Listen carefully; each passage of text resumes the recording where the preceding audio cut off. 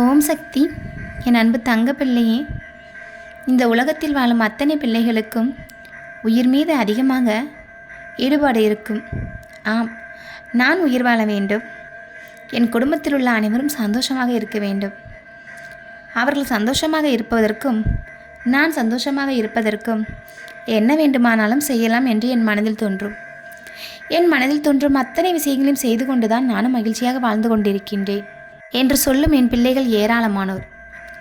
என்னை வழிபட்டு கொண்டுதான் இருப்பார்கள்.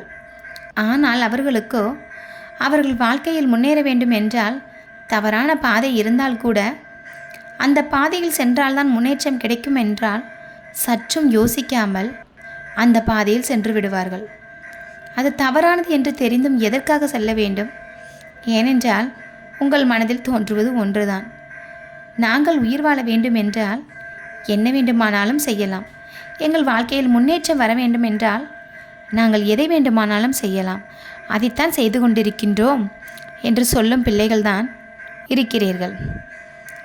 அடுத்தவர்களின் நலனை பற்றி சற்றும் யோசிக்காமல் அடுத்தவர்களின் வாழ்க்கை எப்படி போனால் எனக்கு என்ன, அவர்கள் வாழ்ந்தால் என்ன, அவர்கள் கஷ்டப்பட்டால் என்ன, நான் மட்டும் நன்றாக இருந்தால் போதும் என்று வாழும் மனிதர்கள் அதிகமாக இருக்கிறார்கள். அந்த பூமியில்தான் நல்ல நல்ல பிள்ளைகளும் வாழ்ந்து கொண்டிருக்கின்றார்கள். இப்படிப்பட்ட பூமியில் வாழும் மக்கள்கள் அனைவருமே ஒரு நாள் நிச்சயமாக இந்த உலகத்தை விட்டு செல்லத்தான் போகிறீர்கள். அது புரியாமல் ஏன் இப்படி ஒருவருக்கொருவர் நீ பெரிதா நான் பெரிதா என்று ஒவ்வொரு நாளும் சண்டை போட்டு உங்கள் மனதையும் காயப்படுத்தி மற்றவர்களுடைய மனதையும் காயப்படுத்தி வாழ்ந்து கொண்டிருக்கின்றீர்கள்? இந்த பூமியில் பிறப்பு என்ற ஒன்று இருந்தால் இறப்பு என்ற ஒன்று நிச்சயமாக இருக்கும் என்பது அனைவரும் அறிந்ததுதான். அப்படித்தானே தங்கமே? இதை அறிந்தும் என் பிள்ளைகள் நீங்கள் உயிர் மீது ஆசை அதிகமாக வைத்து கொண்டிருக்கிறீர்கள். ஒவ்வொரு நாளும் வாகனத்தில் செல்லும் பொழுது அனைவருக்குமே ஒரு பயம் இருக்கும். இன்று நான் செல்கிறேன், ஏதாவது எனக்கு ஆகிவிடுமோ என்ற பயம் உள்மனதில் இருந்து கொண்டுதான் இருக்கும். பிள்ளைகளே, இறப்பு என்ற ஒன்று வரத்தான் செய்யும். அதனை நினைத்து நான் பயப்பட மாட்டேன் என்று நீங்கள் தைரியமாக வாழ வேண்டும். மாடியிலிருந்து கீழே பார்த்தால் தலைக்கிருகிருவென்று சுத்தும், அப்படித்தானே? 10வது மாடியிலிருந்து கீழே பார்க்கும் பொழுது என்ன செய்யும்? ஒரு கணம் மனதில் என்ன தோன்றும் அனைவருக்கும்? நான் கீழே விழுந்தால் என்ன ஆவேன் என்று தான் தோன்றும். அந்த பயம் மனதில் அந்த நொடியே வந்துவிடும். இப்படித்தான் வாழ்க்கையில் நீங்கள் செல்லும் இடங்களில் எல்லாம் உங்கள் மனதில் பயம் வந்து கொண்டுதான் இருக்கின்றது. ஐயோ, எனக்கு ஏதாவது ஆகிவிடுமோ, நான் இந்த பூமியை விட்டு சென்று விடுவேனோ என்ற பயம் உங்கள் ஆழ் மனதில் பதிந்திருக்கிறது. நீங்கள் உணர வேண்டும், இந்த பூமியில் நான் பிறந்தேன் என்றால் ஒரு நாள் இந்த உலகத்தை விட்டு போய்தான் ஆக வேண்டும். அதற்கு நான் பயப்படக்கூடாது, தைரியமாக இருக்க வேண்டும். என்ன ஆனாலும் சரி, எதற்காகவும் என்னுடைய நேர்மையான எண்ணத்தை நான் கைவிடக்கூடாது. நான் நேர்மையாக இருக்க வேண்டும். என்னால் முடிந்தவரை அனைவருக்கும் நல்லதை செய்ய வேண்டும். நான் நன்றாக வாழ வேண்டும் என்பதற்காக நல்லவர்களை சோதிக்கக்கூடாது. அவர்கள் மனதை காயப்படுத்தக்கூடாது. அவர்களை கஷ்டப்படுத்தி நான் சந்தோஷமாக இருக்கக்கூடாது. இந்த உலகத்தில் எத்தனை நாள் நான் வாழப்போகிறேன்? இப்படிப்பட்ட இந்த வாழ்க்கைக்காக எதற்காக மற்றவர்களுடைய வாழ்க்கையை நான் அழிக்க வேண்டும் என்ற எண்ணம் என்னுடைய பிள்ளைகளின் ஒவ்வொருவரின் மனதிலும் பதிய வேண்டும். அப்படி பதிந்தால் யாருக்கும் துரோகம் நினைக்க மாட்டீர்கள், யாருக்கும் எந்த கெடுதலும் நினைக்க மாட்டீர்கள், யார் வயிற்றிலும் அடிக்க மாட்டீர்கள். உங்களால் முடிந்தால் மற்றவர்களுக்கு உதவி மட்டும்தான் நீங்கள் செய்வீர்கள். இப்படிப்பட்ட பிள்ளைகளும் இந்த உலகத்தில் வாழ்ந்து கொண்டுதான் இருக்கிறார்கள். இப்பொழுது நான் யாருக்காக சொல்கிறேன் என்றால், எதற்கெடுத்தாலும் பயந்து வாழும் என் பிள்ளைகளுக்காகத்தான் ஒரு சம்பவத்தை சொல்கிறேன். நீங்கள் சற்று நான் சொல்வதை பொறுமையாக கேட்டால் உங்களுக்கு புரியும். புத்தர் மக்களுக்கு உபதேசம் செய்து கொண்டே ஊர் ஊராக சென்று கொண்டிருந்தார். ஒரு நாள் அல்பி நகரம் என்ற நகருக்கு சென்றார். அந்த நகரத்து மக்கள் அவரை மிகுந்த அன்புடனும் மரியாதையுடனும் வரவேற்றனர். தம்மை வரவேற்ற மக்கள் மத்தியில் புத்தர் உபதேசம் செய்தார். மனிதனது வாழ்க்கை தாமரை இலையின் மீது இருக்கும் தண்ணீர் துளியைப் போல் நிலையற்றது. மரணம் என்பது எப்போது வேண்டுமானாலும் வரலாம். வாழ்வு அனித்தியமானது, மரணம் நித்தியமானது. மரணம் என்பதை எந்த வழியினாலும் தவிர்க்க இயலாது. வாழ்க்கை மாறுபடும் தன்மையுடையது. அதில் மரணம் சாத்தியமானது. எனவே மரணம் எப்போதும் வரலாம் என்பதை மறந்துவிடக்கூடாது. புத்தர் மக்களை மரண பயத்திலிருந்து விடுவிக்கும் போதனையில் தீவிரமாக ஈடுபட்டு வந்தார். ஒவ்வொருவரும் தம் சிறுவயதிலிருந்தே இதை நடைமுறைக்கு கொண்டு வர வேண்டும் என்று வற்புறுத்தி வந்தார். அப்படி மனப்பயிற்சி செய்து வந்தால் நிச்சயமாக அனைவரின் மனதிலும் தைரியம் வரத்தானே செய்யும். ஏழைகளானாலும் செல்வர்களானாலும் மன அமைதியுடன் இருப்பார்கள். அவர்கள் அச்சமில்லாமல் இருப்பார்கள். அவர்கள் தூய மனதுடன் செயற்படுவார்கள். எடுத்த காரியம் எல்லாவற்றிலும் முன்னேற்றம் அடைவார்கள் என்பதை அனுபவபூர்வமாக புத்தர் விளக்கி வந்தார். ஆயிரக்கணக்கான மக்கள் புத்தரின் போதனையை கேட்டனர். புத்தரின் போதனையை கேட்டு அதில் நம்பிக்கை கொண்டனர். ஆனால் வாழ்க்கையில் மட்டும் அவர்களால் அதை கடைபிடிக்க முடியவில்லை. காரணம், உலக இன்பத்தில் அவர்கள் ஈடுபட்டு இருந்ததுதான். அல்பி நகரத்தில் புத்தர் போதனையை ஒரு நெசவாளியின் 16 வயது பெண் கேட்டாள். புனிதமான புத்தபிரானின் வார்த்தைகள் அவள் ஆழ் மனதில் ஆழப் பதிந்தன. காலை முதல் மாலை வரை அவள் நெசவு வேலைகளிலும் வீட்டு வேலைகளிலும் மும்முரமாக ஈடுபட்டிருந்தாள். ஓய்வெடுக்க அவளுக்கு நேரம் கிடைக்கவில்லை. இருந்தாலும் அவள் மனம் புத்தர் அருளிய போதனையை பற்றியே எப்பொழுதும் சிந்தித்து கொண்டே இருந்தது. அதனால் அவளுக்கு மரணத்தை பற்றிய பயமே இல்லாமல் போய்விட்டது. அவள் மனம் களங்கமில்லாமல் இருந்தது. அவள் தன்னுள்ளேயே தன்னை கண்டு இன்பமடைந்தாள். 3 ஆண்டுகள் கழிந்தன. புத்தர் தமது 50 சீடர்களுடன் மீண்டும் அல்பி நகரத்திற்கு பயணம் செய்தார். அல்பி நகர மக்கள் புத்தபிரானை பக்தி சிரத்தையுடன் வரவேற்றனர். புத்தர் அல்பி நகருக்கு வந்திருக்கும் செய்தி நெசவாளியின் பெண்ணுக்கு தெரிந்தது. புத்தரை பார்க்க அவள் மனம் துடித்தது. துரதிருஷ்டவசமாக அவளுக்கு தவிர்க்க முடியாத பல வேலைகள். அவள் நினைத்தபடி புத்தரை பார்க்க முடியவில்லை. தனது மனக்கண்ணால் புத்தரை பார்த்தாள். என்ன ஆச்சரியம்! அவருடைய அமுத மொழிகளையும் கேட்டாள். இந்த சூழ்நிலையில் ஒரு நாள் அவள் தந்தை அவளை அழைத்தார். மகளே, நான் ஒரு முக்கிய வேலை காரணமாக கடைக்கு செல்கிறேன். நம் வாடிக்கையாளரில் ஒருவருக்கு இன்று துணி நெசவு செய்து தருவதாக சொல்லியிருக்கிறேன். அந்த துணியில் இன்னும் கொஞ்சம் நெசவு மீதி இருக்கிறது. நீ அதை விரைவில் முடித்துவிட்டு துணியை எடுத்துக்கொண்டு கடைக்கு வா என்றார். தந்தையின் உத்தரவை கேட்டு அவள் வருத்தப்பட்டாள். அவள் மனம் முழுவதும் புத்தருடைய போதனையில் மூழ்கியிருந்தது. இருந்தாலும் அவள் தன் தந்தையின் சொல்லை காப்பாற்ற வேண்டும். எனவே அவர் சொன்ன வேலையை செய்ய தொடங்கினாள். சீக்கிரம் வேலையை முடித்துவிட்டால் தந்தையிடம் துணியை கொடுத்துவிட்டு புத்தரை பார்க்கலாம் என்ற ஆவல் ஏற்பட்டது. அவள் கைகளோ வேகமாக இயங்க ஆரம்பித்தாள். அந்த பெண் துணியை விரைவில் நெசவு செய்து முடித்தாள். அதை ஒரு கூடையில் போட்டுக்கொண்டு கடைக்கு சென்றாள். அவள் நகர்ப்புற எல்லையை அடைந்தாள்.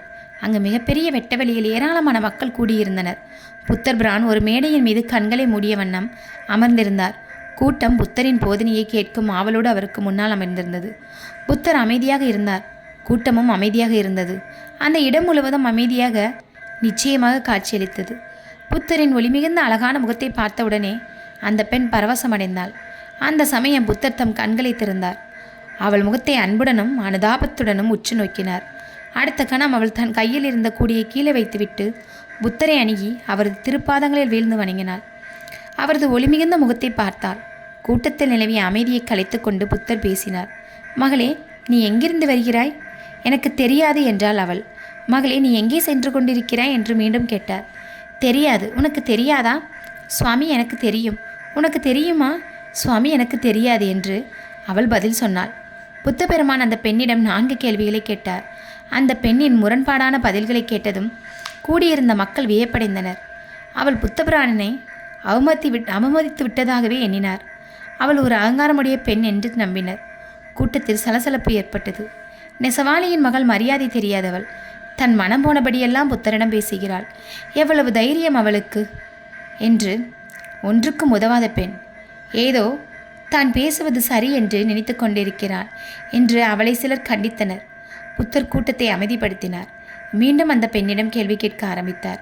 அன்பு மகளே, எங்கிருந்து வருகிறாய் என்று கேட்டபோது நீ ஏன் எனக்கு தெரியாது என்று கூறினாய்? அதற்கு அந்த பெண் சொன்னால், நான் என் வீட்டிலிருந்து வருகிறேன் என்பது தங்களுக்கு நன்றாக தெரியும். அதனால் தங்கள் கேள்வி அதுவென்று. எங்கிருந்து நான் தோன்றி நெசவாளியின் வீட்டில் பிறந்தேன் என்பதே தங்கள் கேள்வி. அதனால்தான் தெரியாது என்றேன் என்றாள். அவளது அறிவின் கூர்மையை புத்தர் பாராட்டினார். நீ சரியான பதிலை சொன்னாய். நானும் உன்னிடம் அதையே தான் எதிர்பார்த்தேன் என்றார். மகளே, நீ எங்கே போய் கொண்டிருக்கிறாய் என்று கேட்டதற்கு நீ ஏன் தெரியாது என்று மீண்டும் கூறினாய் என்று கேட்டார். சுவாமி, இந்த துணியை நான் எடுத்துக்கொண்டு எங்கே செல்கிறேன் என்பது தங்களின் கேள்வி இல்லை. இந்த பிறவி முடிந்ததும் அடுத்தடுத்து எந்த இடத்தில் பிறப்பாய் என்று கேட்டீர்கள். அது எனக்கு தெரியாதே சுவாமி, அதனால் தெரியாது என்றேன். மிக பொருத்தமான பதிலை கூறியிருக்கிறாய் என்று பாராட்டினார். மகளே, உனக்கு தெரியாதா என்று கேட்டபோது நீ எனக்கு தெரியும் என்று சொன்னாயே. என்றாவது ஒரு நாள் நான் இந்த உலகத்தை விட்டு செல்ல வேண்டும் என்பது எனக்கு தெரியும்.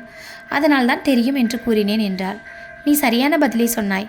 கடைசியாக உனக்கு தெரியுமா என்பதற்கு நீ ஏன் எனக்கு தெரியாது என்றாய் என்று கேட்டார். சுவாமி, மரணம் என்பது நிச்சயம்.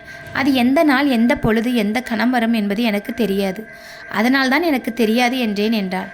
கூட்டத்தில் இருந்தவர்கள் அவளது கருத்து செறிந்த பதிலையும் பக்குவமடைந்த புத்தியையும் எண்ணி வியப்பில் ஆழ்ந்தனர். அவள் அதிகாலை முதல் இரவு வரை வயிற்று பிழைப்புக்காக ஓயாது உழைப்பவள். அவளுக்கு எப்படி இந்த உன்னதமான மனப்பக்குவம் வந்தது என்று வியந்தனர். அவர்கள் அந்த பெண்ணை பாராட்டும் வண்ணம் பார்த்து கொண்டிருந்தனர். புத்தர் பேசத் தொடங்கினார். ஞானக்கண்ணே ஒருவனுக்கு உண்மையான கண்ணாகும். யார் அந்த கண்ணை பெறவில்லையோ அவர்கள் குருடர்களே. வலையிலிருந்து விடுபட்டிருக்கும் பறவைகள் ஒரு சிலர். அதுபோல இந்த இருள் சூழ்ந்த உலகத்தில் பார்வையை பெற்றிருப்பவர் ஒரு சிலரே. அவர்களே வாழ்க்கையின் உன்னதமான பாதையை நோக்கி நடப்பவர்கள். அந்த பெண் புத்தரின் போதனையின் மூலம் வாழ்க்கையில் மிக்க உன்னதமான உண்மையை உணர்ந்தாள். அவள் வியப்படைந்தாள். அவளோ புத்தரை மட்டுமே நம்பினாள். புத்தரின் போதனைகளால் அவள் விழிப்படைந்தாள். அங்கே கூடியிருந்த மக்களும் விழிப்படைந்தனர். கூட்டம் முடிந்தது. அந்த இடம் வெறிச்சென்று ஆகிவிட்டது. அந்த பெண் கீழே வைத்திருந்த கூடையை எடுத்துக்கொண்டு தந்தையின் கடைக்கு சென்றாள். அவள் மனம் புத்தருடைய போதனையிலேயே சுழன்று கொண்டிருந்தது. அவள் பரவச நிலையில் ஆழ்ந்திருந்தாள். மரணத்தை பற்றி சிந்திக்கத் தொடங்கினாள்.